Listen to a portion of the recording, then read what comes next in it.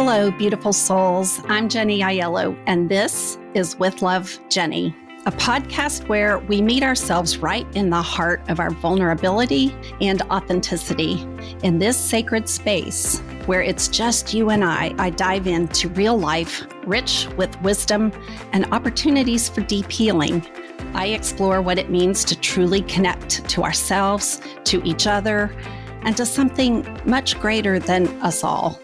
In each podcast, I like to meet life right where it touches us most, in our tenderness, in our truth, in our struggles and our strength. So wherever you are on your journey, or whatever it is that you're carrying, no matter how light or heavy, just know I'm so grateful that you're here with me today.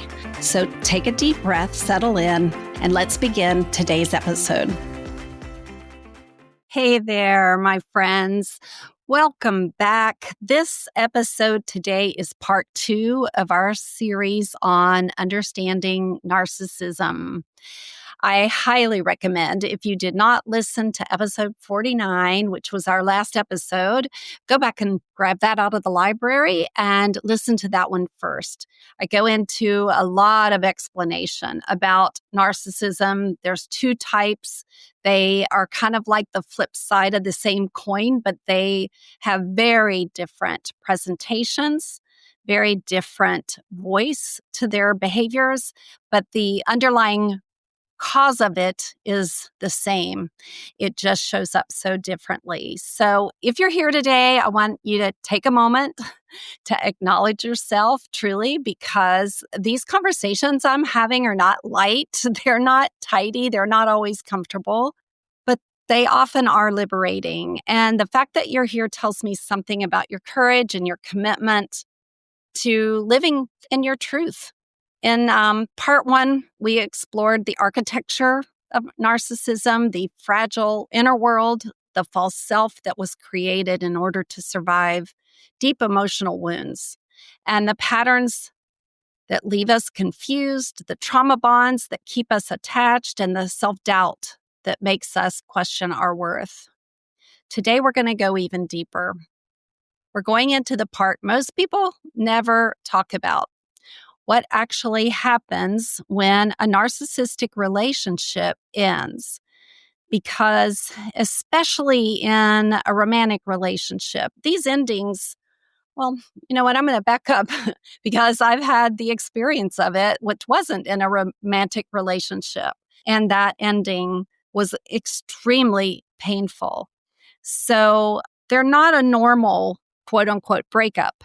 Whether it's a romantic relationship or a friendship or other, they're not based on differences or incompatibility. They're based on power and control and identity and the collapse of a system that has been dysfunctional for many years. I'm going to share some stories, some from clients, one from a close friend, all with identities protected, all framed in a way that offers truth without exposing anyone.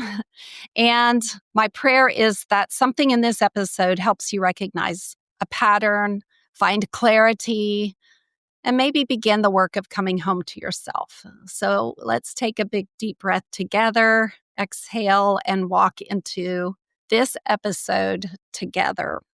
When I wrapped up the last episode, I hadn't quite finished one of the questions, which was, am I the narcissist? And I'll tell you that each time I had a relationship, and I've had them from friendships to family members and, just a lot of different relationships that I didn't at the time understand what was happening. And I have been accused of being a narcissist by what turns out to be the actual narcissist. And I'll tell you how I got there. But this is one of the most painful parts of the whole journey. It's when we question ourselves, when we look in the mirror and wonder if we even know who we are, and what if we discover we are that. And so, as I said, I understand this intimately because I myself had that come through, and I walked straight into a therapist's office And I said, I need help. I think I might be a narcissist and I want to heal whatever this is because I don't want to keep hurting people that I love. And she smiled very gently and said, Jenny, first, a true narcissist would never say that. They don't walk into therapy asking how to be better. They walk in asking you to agree with their version of their story. And then she said something that I'm never going to forget. Trauma can make you lose yourself. Narcissism is when a person refuses to find themselves. Self-awareness is the opposite of narcissism. Guilt is the opposite of narcissism. Taking responsibility is the opposite of narcissism. So if you're asking the question, chances are you're not the problem, you're just the one who's awakening. So, yeah, we laid the foundation in episode 1 of narcissism, what it is, how it develops, how it feels, why it confuses even the strongest and smartest and most capable people. And today we're going to go even deeper. We're going to talk about how a narcissistic relationship needs to end, what patterns unfold, what happens if it's through divorce and estrangement, how the narcissist rewrites your story, and how people recover and rebuild their sense of self. We're also going to talk about clients who walked away through this process quietly, courageously, and what their journeys taught me about healing. So I want you to feel if you're in this, you're not alone and you're not broken and you will not stay lost forever. So thank you again for being here with me today. I am eager to dive in to all of this with you and just begin this deeper conversation. It gets a little bit more intimate and a little bit more personal. So narcissistic relationships rarely end in just a moment. They unravel gradually, often long before the final day. And here's something people don't expect. The unraveling usually starts when the non-narcissistic partner becomes healthier. It's when they find their voice, when they stand up for themselves, when they speak truth, when they start to set boundaries and stop tiptoeing. Often it's because they started therapy themselves and they're still in it, or they begin to grow spiritually or reconnect to themselves. When that stuff happens, the narcissistic partner feels threatened because in narcissistic dynamics, your empowerment equals their loss. Say that again. Your empowerment equals their loss. Loss of what? Control. Their loss of control. Oh, I worked with a client. I've mentioned her in the last episode. She had supported her husband for probably well over a decade while he was pursuing a career, getting all the education and certifications needed to be able to finish a long, grueling process to finally arrive and be able to step in fully into his career. She was the one who was home. She ended up during that time raising their children. They went from 1 to 2 to 3 children. She was running the home, absorbing the emotional storms. She was the one potty training, was up in the night with the baby, picking kids up from school when they're sick, getting them to doctor's appointments, going to the grocery store, finding what to make for dinner, trying to keep up with loads and loads of laundry, all the while holding it together and doing what she could that would make her husband's life easier. But as she began healing slowly through coaching and through specific therapy, she started to see these patterns more clearly, and she began speaking truth in small ways, sometimes in big ways. She stopped apologizing for things she didn't do. She stopped absorbing all the blame. Her empowerment was the beginning of the end, not because she wanted to leave. She actually wanted to save the marriage. But because he could no longer maintain control over her in the same way. Not that he didn't try. Narcissistic relationships don't end because people fall out of love. They end because the power dynamic stops working. Again, their boundaries will feel like a betrayal. If a person gets clear, it feels like a rebellion. Honesty feels like an attack, and autonomy feels like abandonment. And this is the moment the narcissistic partner begins to escalate. So there's this thing called post-achievement collapse. It's another ending pattern, which is what happened in this situation. And it's remarkably common. And it is gender proof. It just doesn't matter. There's no differentiation to it. But it happens when the narcissistic person reaches some type of a big milestone. Perhaps they got their master's degree or a certification or a title, or they've reached a pinnacle of financial success, or maybe they're getting enormous recognition or status, an identity that they have chased literally for years. And instead of feeling fulfilled by it, they arrive and feel empty. Why is this? Because narcissistic wounds cannot be healed by external success. This woman that I coached walked through this dynamic with her husband.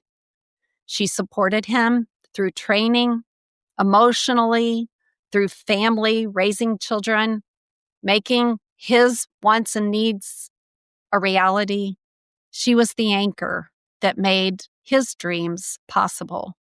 But when he finally achieved that career that he had worked so hard for, something unexpected happened. His internal emptiness didn't go away. It actually magnified. Insecurity started to rear its ugly head. His superiority, his identity of being perfect was challenged. And rather than looking inward at that wound, he projected outward.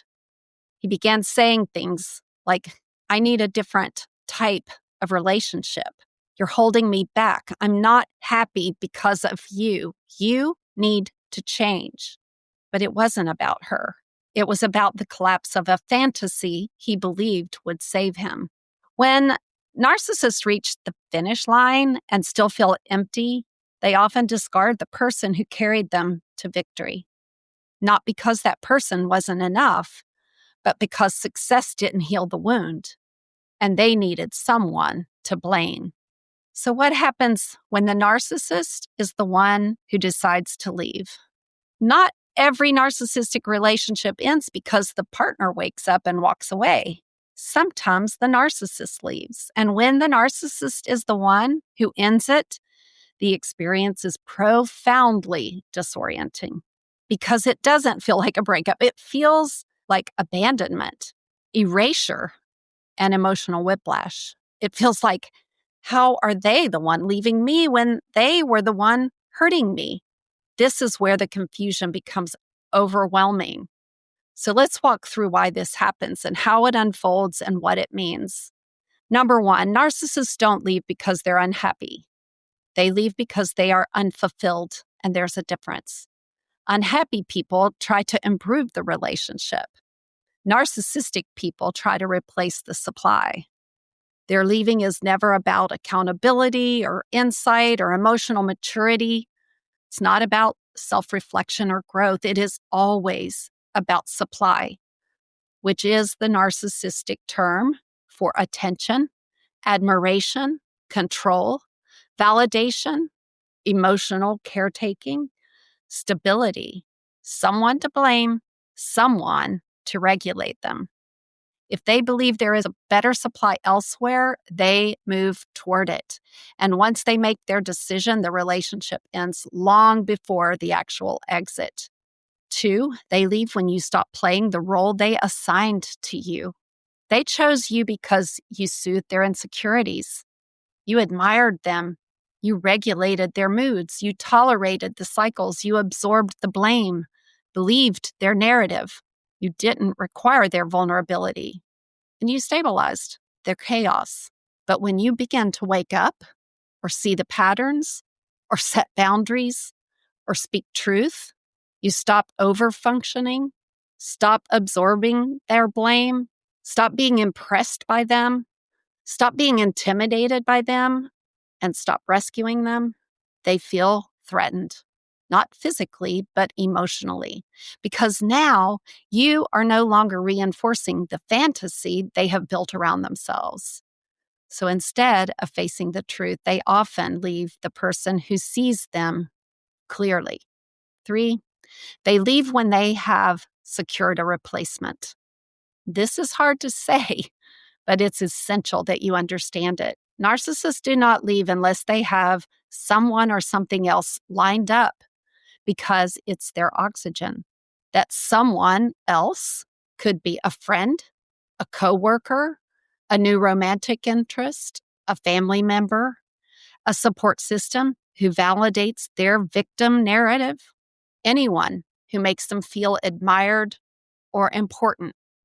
They now have what they need. They cannot tolerate being all alone with themselves because alone they would have to face the emptiness. So if a narcissistic person leaves, it is almost always because they have a backup supply ready to go. 4, when they leave, they rewrite the story. Before the relationship even ends, they start rewriting history. They paint themselves as the victim, the mistreated one, the abused one, the misunderstood one, the one who tried everything, the one who put up with a lot, the one who deserves better. And they portray their partner as ungrateful, critical, demanding, unstable, impossible, disloyal, emotionally difficult. This storytelling isn't random, it's strategic. They need a narrative that protects their ego and justifies their exit. So they create one. I have seen this firsthand, and I have to tell you that it stunned me. It stunned me. I probably today still have no words for what I witnessed. The length that someone would go to wield their power to label another, to support their narrative was, it was sickening. It was just sickening. So let me go on to number 5. When they leave, they become cold, frigid, ice overnight. And this is where the shock hits hardest. Someone who once used to say, "You're my soulmate. I've never loved anyone like you. We're forever. You're everything to me," can suddenly become distant and cruel and indifferent and dismissive and unemotional and detached, robotic, like they surgically cut you out of their life. This emotional whiplash is not about you. It is about their defense mechanism. To avoid the pain of shame or vulnerability, they emotionally detach before they physically leave. So by the time the relationship ends, they are already gone. And you are left holding all of the emotions they never allowed themselves to feel. Why does their leaving feel like rejection? This is number 6. It's actually avoidance. This is the part that heals. When a narcissist person leaves, it isn't because you weren't enough. It's because you saw too much. You asked for growth. You became self-aware. You stopped participating in the cycle. You stopped feeding their ego. You stopped abandoning yourself. You stopped reinforcing their fantasy. You began standing in your truth. And you stayed in therapy. Narcissists might start therapy. Rarely do they complete. They might fire their therapist multiple ones when they get too close, but rarely do they stay in therapy. So the partner to a narcissist does work on this, is going to have a therapist empower them to stand up against the gale force wind of a narcissist. And so they have to leave. They leave to protect the illusion. but not because you are unlovable. 7, they leave to avoid accountability. The moment accountability enters the relationship, boy, the narcissistic exit strategy begins. They cannot tolerate being confronted, being questioned, being asked to self-reflect, being asked to repair, being asked to change, being seen clearly. So when accountability shows up, they shut down emotionally and they begin planning their escape. It feels sudden to you and it feels long overdue to them. 8, the pain when they leave is about the bond, not the person. And this is really, really important. You will feel like you're grieving them. You're not. You're grieving the fantasy, the early version of them, the promises made, the intensity, the familiarity, the hope, the life you planned together, the dream, the what could have beens. You're grieving the person they pretended to be to hook your heart, to get what they needed. You're grieving the moments that felt real because you were real and got punished for that. You're grieving the version of yourself who kept believing the cycle would change. The pain, well, it's valid, but it is not about losing a healthy partner. It's about losing an emotional pattern.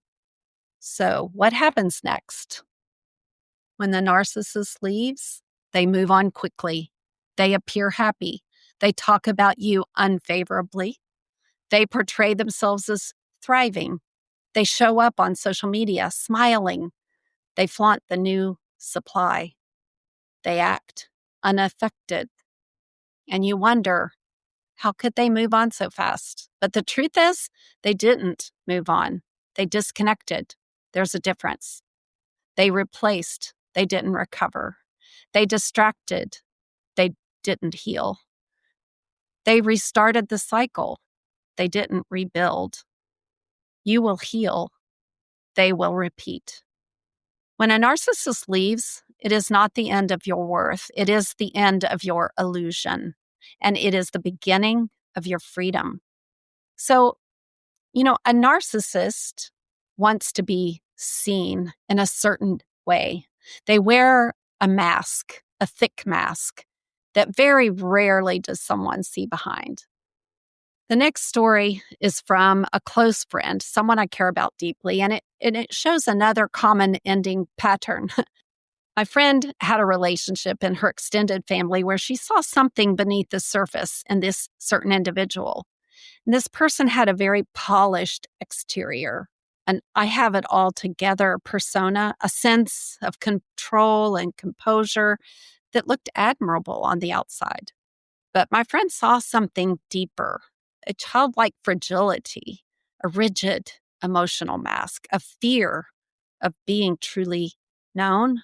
And just the fact that she saw it was enough to make this person feel threatened. Narcissists don't fear being disliked. They fear being seen. And when I say seen, I mean their wounded self seen.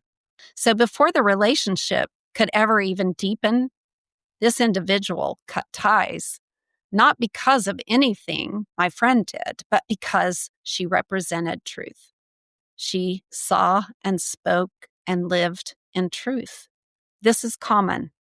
When a narcissistic person feels exposed, they remove the person who sees them immediately. Then they rewrite the story. They cast themselves as the victim. They pull others into their narrative, and they sever connection to avoid emotional exposure. It's not personal, it's protective, and it's devastating. Let's talk about the cost of staying in a narcissistic relationship. Sometimes it feels as though you have to stay. Sometimes you want to stay because of the family, the children, if it's a spouse. Sometimes you want to stay if it's a child or a parent. You want to stay because you want your whole family to be able to get along, and this extended family member makes that difficult to do. But let's talk about what the cost of staying actually means. It means, one, the slow disappearance of yourself. You already touch on losing yourself, and now we're going to expand it. Staying doesn't feel like one big decision. It feels like 1,000 micro abandonments. Agreeing when you don't agree, apologizing when you didn't do anything, collapsing when you want to stand, silencing truth to avoid conflict, shrinking so the other person feels big, monitoring their mood before you breathe, forgetting your preferences and desires and dreams. You don't wake up one morning and say, I'm losing myself. It happens quietly, piece by piece, boundary by boundary, day by day, until one day you look in the mirror and think, I don't recognize who I've become. 2, the nervous system takes a big toll. People underestimate the physiological cost of staying. Your nervous system becomes chronically activated, hypervigilant, braced for the next reaction, conditioned to anticipate danger in small cues, addicted to the cycle of calm, then chaos, calm, then chaos. Living in a narcissistic energy forces your body into survival mode. Cortisol stays elevated. Sleep becomes dysfunctional. Digestion suffers. Immune systems weaken. Brain fog sets in. Your window of tolerance shrinks. It is not just emotional, it's somatic. Your nervous system begins living for them instead of with you. You lose your reality. Staying requires believing things you know aren't true. You learn to doubt your memories. You accept narratives that don't match your experiences. You second guess your perceptions. You apologize for things that they actually did. You shrink your truth because their version becomes the dominant one. Gaslighting gradually replaces your inner knowing, and you stop trusting yourself. And when you stop trusting yourself, you stop being yourself. Then there's emotional isolation. Even if you live in the same house, you start living alone emotionally because you cannot share your fears. They'll use them later. Your hopes, they'll mock them. Your accomplishments, they'll one-up them every time. Your pain, they'll dismiss it or make it about them. Your needs, they'll react with anger or withdrawal. So you retreat inward, emotionally starving. The loneliest place on earth is lying next to someone who cannot love you without harming you. Then there's the children's cost. This is essential to listen to if there are kids in a relationship. Kids internalize the dynamic even if no one even ever fights. They learn how to read tones more than words. They learn to accommodate moods, to walk on eggshells, that love is conditional, that boundaries create punishment, and that emotions must be suppressed. They begin shaping themselves for safety rather than authenticity. And as the emotional, healthier parent, you become their model for survival instead of a model for identity. And that is a profound cost. Also, your world, it shrinks. The narcissist becomes the sun and you orbit them. Your world becomes smaller. You have fewer hobbies, fewer friendships, less joy, less spontaneity, less self-expression, less lightness, less laughter. You become isolated, sometimes from your own friends, your own family, even your own pets. Your life becomes management instead of living. There's also a cost to your spirit.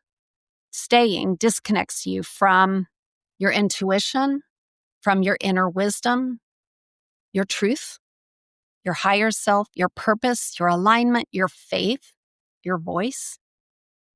Narcissistic systems force you out of integrity with yourself. And when you live outside your own truth, your spirit begins to dim. The cost of staying is not just emotional, it's spiritual. It is the slow suffocation of who you were born to be. Also, you think that by staying, there's an illusion of stability because you fear chaos. And the truth is, you are living in chaos already. You're just so familiar with it, you don't recognize it. Staying feels safer because it's predictable. Leaving feels unsafe because it's unknown. But the unknown is where healing lives. Then there is the fantasy versus reality. Each survivor of narcissism has two relationships, the real one and the imagined one. The imagined one holds potential, hope, fantasy. And the fantasy keeps you trapped longer than the pain. Breaking the fantasy is the real ending. And I want to stop for just a second to just insert this, that if you see people and they look like the perfect family, it's all about that image, right? You see them on Facebook. And often I've had clients say that social media makes them feel depressed because they'll see these perfect stories of these perfect families. And behind the scenes, usually, is a different story. And often it will hold the story of a narcissist who needed to look a certain way. Physical appearance, image, it's all very, very important. And they don't go much deeper than that. So if you spend time with someone and they're dedicated to how they look and what you think of them, and if you don't admire them or you're not impressed by them, you see that they react to that. Be careful. Just be careful. You cannot be the external source of anyone's happiness. I know my clients don't like it when I say this, but no one can make you happy. You have to get that from within. And if someone on the other side of your relationship is making you unhappy, you have to step away and look at it. Is it me? Is it them? Is it the friendship, the relationship? What is it? And get very clear and get clear with a therapist or a coach. So, a short but powerful example. I once worked with this woman and she stayed for years because she didn't want to break her family apart. But she finally realized her family was already suffering. Her family had already broken by the narcissism, the silence, the shame, the walking on eggshells, the grandiose narcissism that made it okay to have an affair and that she should just get over it. Her leaving didn't break the family, it broke the pattern. Leaving a narcissist relationship is painful. It's painful, and not for reasons most people think. I mean, you're not just walking away from a person, you're walking away from the fantasy of who they could be, the version of yourself you became in order to survive. You're walking away from a story you've held onto for years, the hope that one day it will get better, the identity you built because you loved them, the stability you created, even if it was chaos. Often, you're walking away from security and financial support. You're walking away from the familial patterns that your nervous system learned to interpret as home. Leaving doesn't rip the relationship apart, it rips you apart so you can finally begin to heal. And when you leave a narcissist physically or emotionally, the ending almost always follows this same pattern. You get stronger, they get more cruel. When you get clearer, they get louder. When you set boundaries, they shift to victimhood. When you refuse to play the old role, they cast you as the villain. This is not because they love you deeply. It's because they controlled you deeply, and they can't any longer. They are fighting the collapse of the system they built, the system where your pain kept them comfortable. So let's talk honestly about the cost of leaving, the emotional, psychological, financial, social, spiritual cost. Because leaving a narcissist isn't an event, it's a journey. 1, the emotional cost, grieving the fantasy. As I said earlier, you're not grieving the person, you're grieving the future that you dreamed of. The version of them you saw in the beginning, the potential they showed in the love bombing stage, the moments of tenderness that kept you hooked, the hope that your love could heal them. Grief comes in waves. Denial, maybe this is fixable. Bargaining, if I just try harder, maybe we can repair this.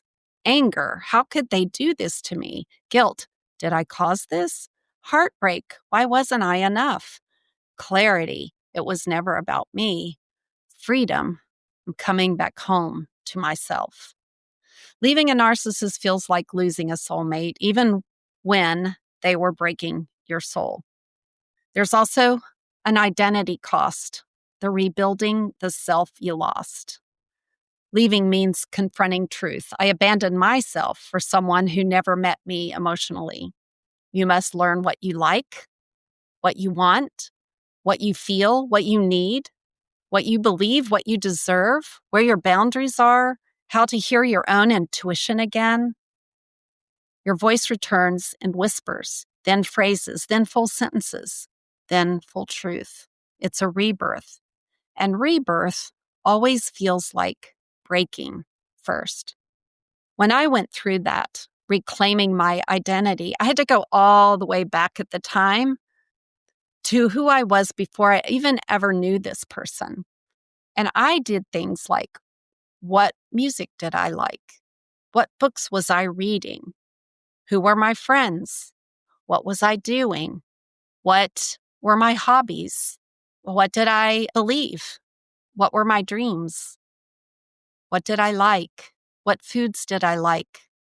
Because when you're in an imbalanced relationship, as you are with a narcissist, those things are, you give them up. They fade away so fast. You don't even know that you've lost them until you don't recognize yourself. I didn't even see myself in the mirror anymore. And I went back and I listened to the childhood high school Jenny's favorite things and favorite music. And I slowly reclaimed my identity. And it was a beautiful journey back home, I will say.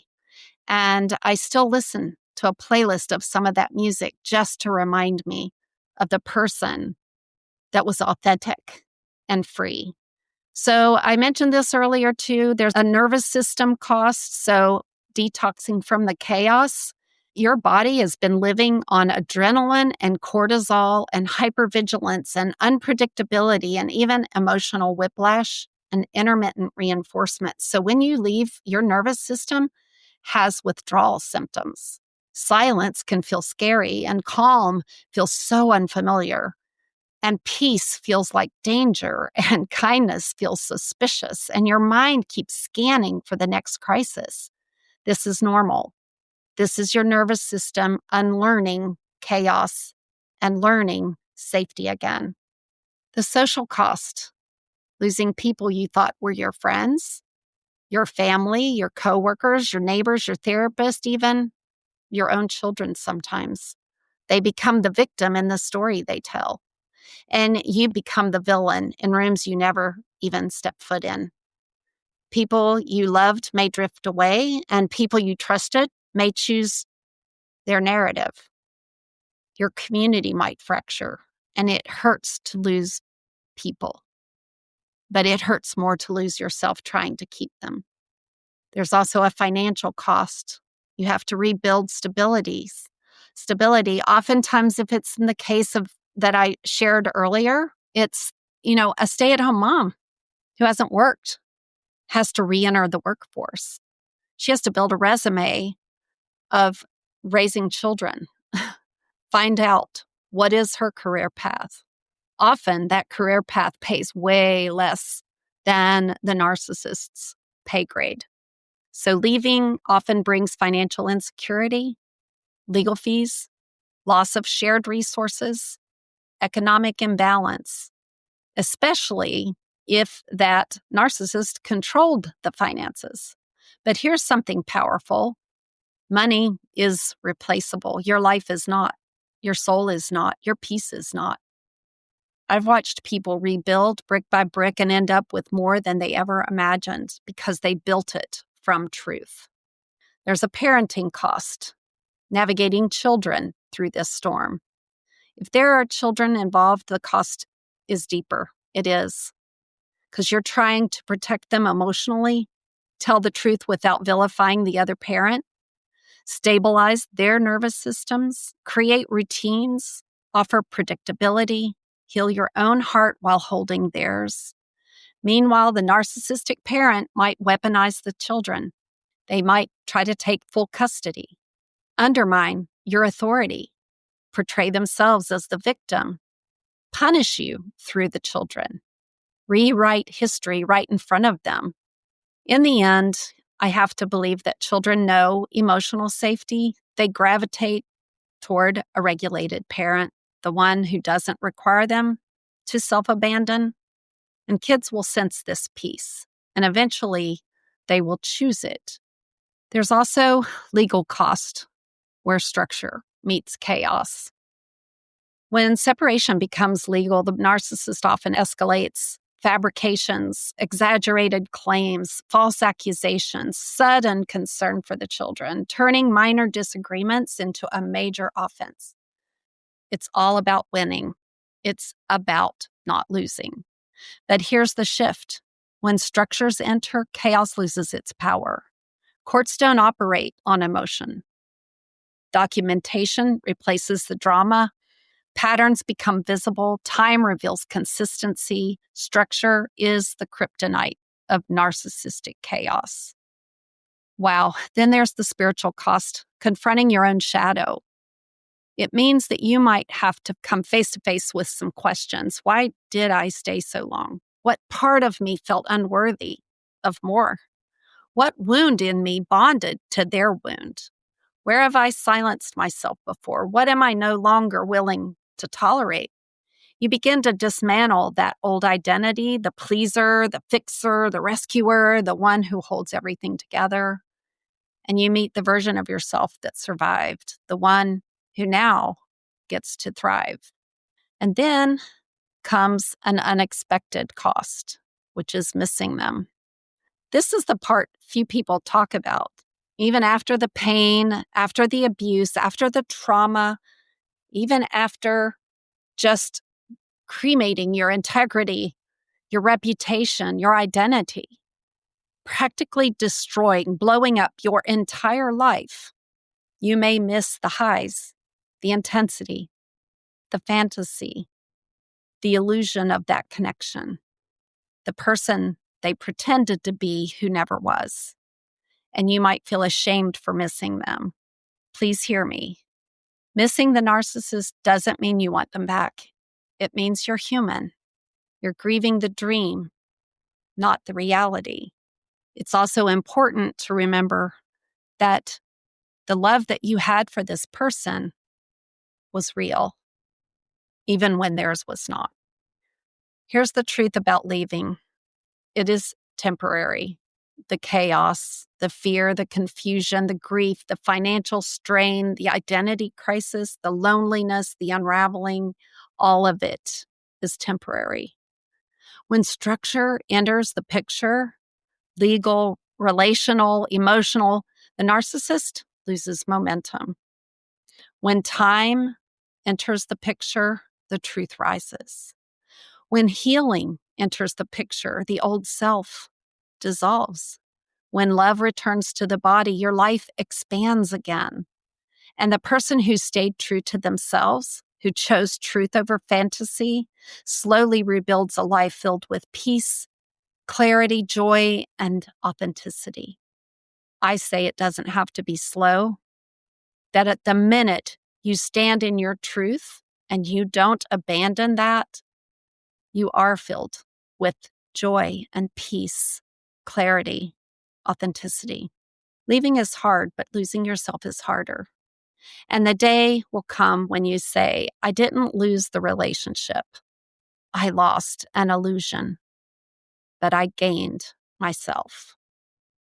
So now another question.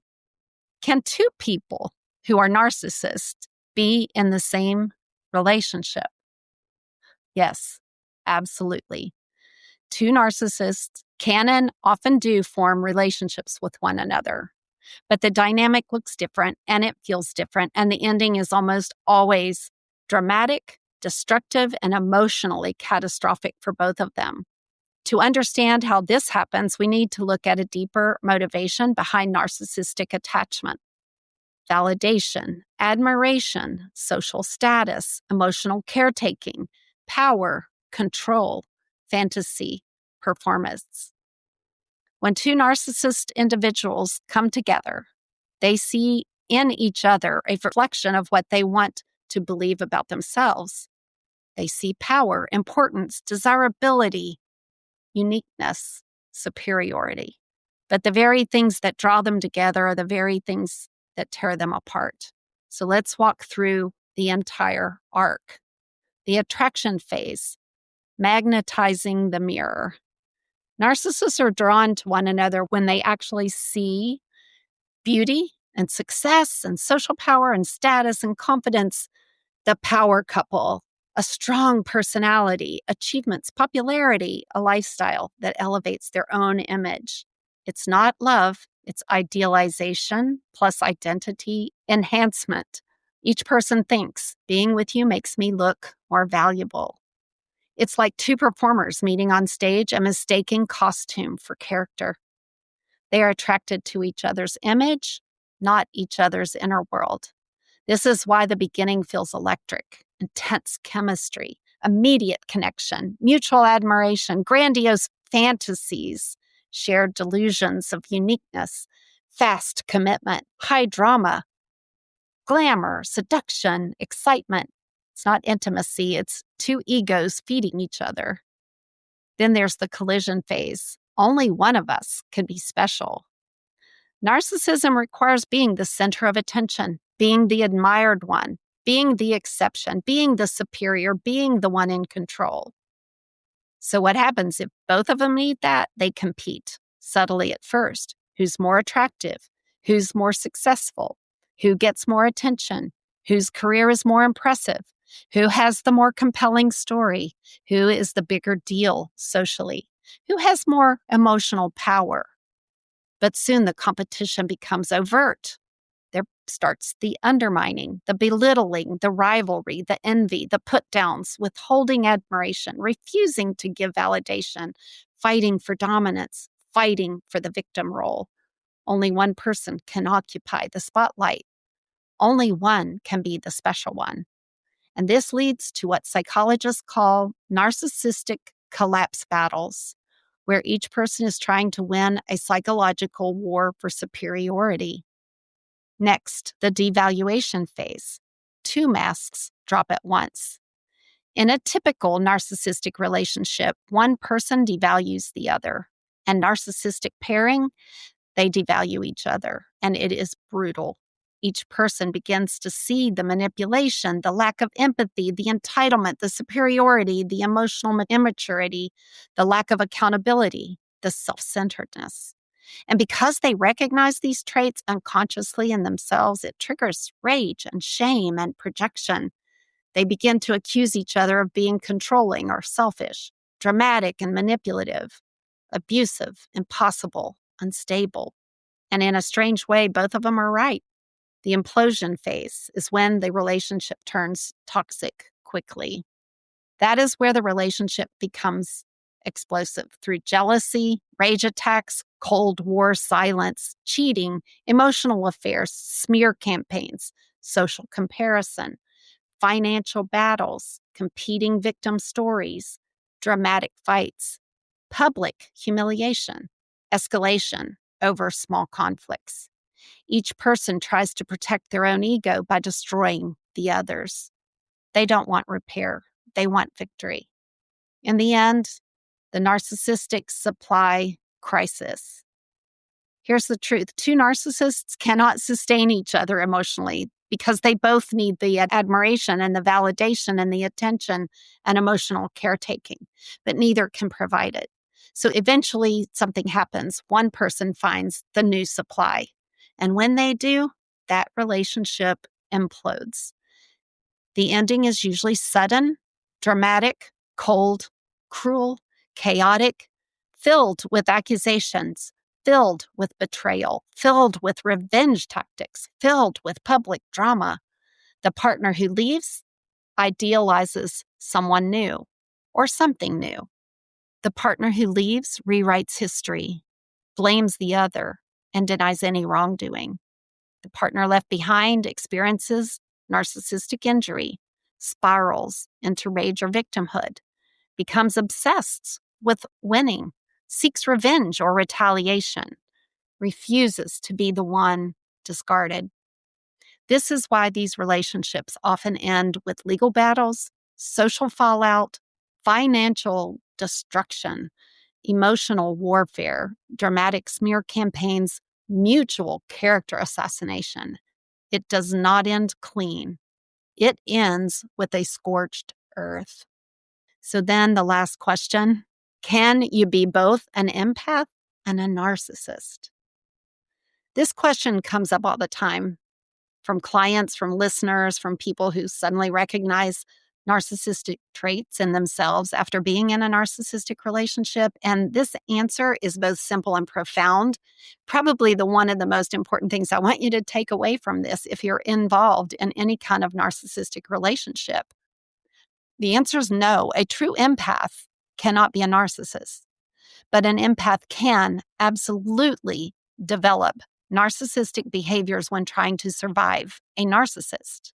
So let's break it down. That nuance matters. Empaths and narcissists come from opposite roles in childhood. Empaths are formed through emotional attunement, high sensitivity, absorbing others' emotions, learning to anticipate needs, needing to keep the peace, hyper-awareness of others' energy, fear of conflict or fear of rejection. These traits develop when a child grows up, needing to adapt to the emotional landscape that's around them to stay safe. Empaths regulate others to stay safe. Narcissists regulate through others to feel safe. Their core wound is the same, but the adaptation is completely different. True narcissism comes from emotional impairment, not from sensitivity. A true narcissist lacks empathy, introspection, accountability, emotional maturity, stable identity, internal regulation, and vulnerability. They cannot see or feel your emotional world. They cannot tolerate their own shame. They cannot access self-reflection without collapsing into shame. Empaths, on the other hand, feel everything, often feel too much, absorb other people's emotions, internalize the blame, often over-apologize. They make self-sacrifices and overfunction. Those are opposite psychological mechanisms. So an empath cannot be a narcissist in the clinical structural sense. But here's where it does get complicated. Empaths can show narcissistic behaviors when they're in survival mode. When an empath is overwhelmed, exhausted, dysregulated, hurt, betrayed, depleted, gaslit, or pushed past their limits, they can flip into what is called reactive narcissism or protective narcissistic traits. This is not the same as narcissistic personality disorder. This is trauma. An empath in survival mode may become hyper-focused on their own pain, get defensive, get self-protective, shut down emotionally, show irritability or blame, withdraw compassion, act self-centered temporarily, mimic the behavior they've been exposed to. They might raise their voice, react in ways they don't recognize, look dominant and controlling. And this is where the confusion arises. Many survivors of narcissistic abuse say, I think I became like them. I'm afraid I'm the narcissist because I lost myself. I don't like who I became with them. But this is not narcissism. This is trauma adaptation. The difference of those two is intent and capacity for repair. Here's the clearest distinction. A narcissist cannot take responsibility for a problem that they create. An empath in survival mode can and does. The very fact that you questioned your behavior, the fact that you sought therapy, the fact that you felt guilt or shame, the fact that you cared about how your behavior impacted someone else, these things are impossible for a narcissist. A therapist once told a client of mine, narcissists don't ask if they're narcissists. Empaths trapped in trauma bonds do. And that was what I heard when I went into a therapy session saying, I need help. I think I am the narcissist. She pointed out the difference. Empaths are trapped in a trauma bond and mimic narcissistic behavior. An empath breaks down when they hurt someone. A narcissist breaks down when someone tells them the truth. Narcissistic traits in empaths are protective. They're not dominant. When an empath shows narcissistic behaviors, they're trying to protect themselves or they're trying to regain some sense of control, trying to make sense of the chaos, trying not to drown emotionally, trying not to be overwhelmed. And they might be responding to trauma, not identity. These behaviors dissolve once the empath feels safe and supported and grounded out of that toxic environment and emotionally regulated again. And that's why empaths return to compassion once their nervous system stabilizes. A narcissist never returns to empathy because they never had access to it in the first place. Trauma can make empaths look narcissistic, but it doesn't make them that way. So you will possibly develop walls, defensiveness, anger, hyper-independence, emotional shutdown, irritability, low empathy during burnout, a hardened exterior, and reactive behaviors. But those are survival mechanisms, not personality structure. Your core remains sensitive. Your heart remains open beneath the armor, and your empathy returns once you're safe. Narcissists do not have an empathic core to return to, which is more scary. Empaths often confuse emotional exhaustion with narcissism. So when an empath is depleted, which they often are by the narcissist, because the narcissist never quits asking, demanding, commanding control. So an empath can get depleted very quickly. And they might think, I feel numb. Am I becoming like them? I'm shutting people out. Am I cold now? I'm focusing on myself. Is that selfish? I don't feel like helping anyone. Is that narcissistic? No, it's called burnout. It's called healing. It's called boundaries. It's called coming home to yourself. Empaths mistake self-restoration for selfishness because they've been conditioned to self-abandon. The narcissist partner will call the empath a narcissist. And this happens constantly. The narcissistic partner will say, you're the selfish one. You only care about yourself. You're the narcissist here. You're manipulative. You're abandoning me.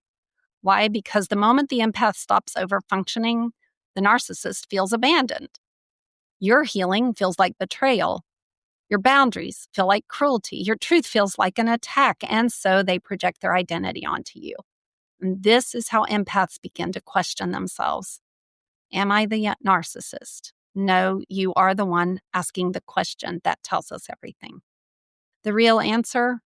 No, you cannot be an empath and a narcissist. But yes, empaths can display narcissistic behaviors under extreme relational trauma and stress and burnout.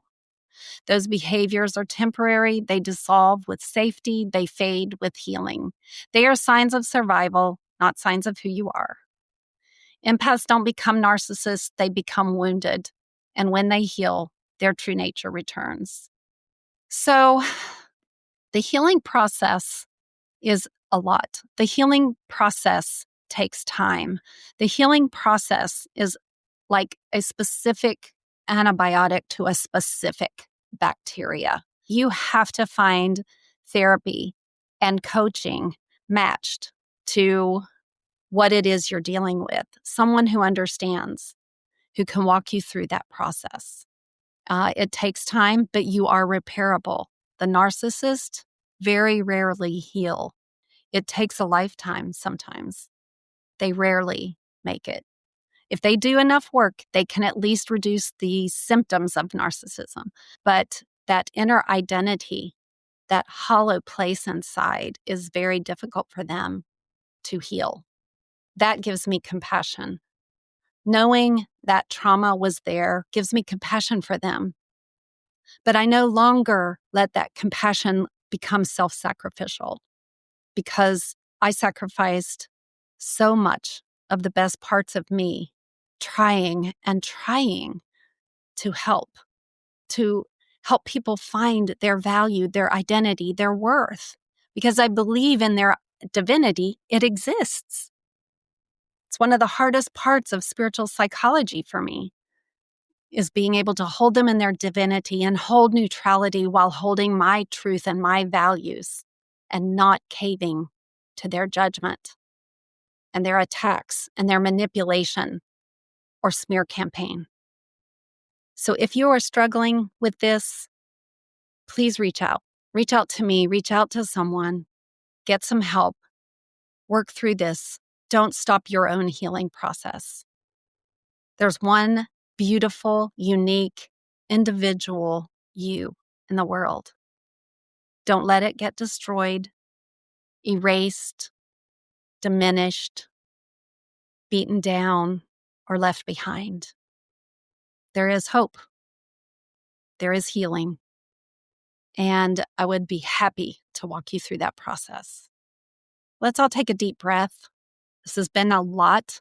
I've gone fast. You're walking away with a lot today to think about. If something in this episode resonated with you, if it made you feel seen or understood or less alone, please take a moment. Follow me, subscribe to this podcast, reach out to me.